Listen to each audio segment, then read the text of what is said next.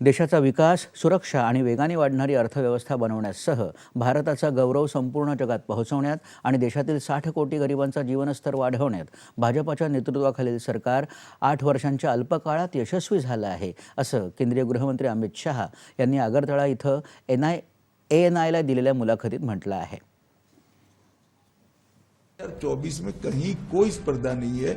देश एक तरफा मोदी जी के साथ आगे बढ़ रहा है. देश का विकास, सुरक्षित देश से अर्थतंत्र को विश्व में सबसे तेज गति से बढ़ने वाला अर्थतंत्र बनाना, भारत का गौरव समग्र विश्व के अंदर पहुंचाने का प्रयास और सफलतापूर्वक इसकी स्वीकृति आई है और देश के 60 करोड़ गरीब लोगों के जीवन स्तर को उठाने का 8 साल के अल्पकाल के अंदर जो प्रयास किया और हम उठाने में सफल भी हुए हैं.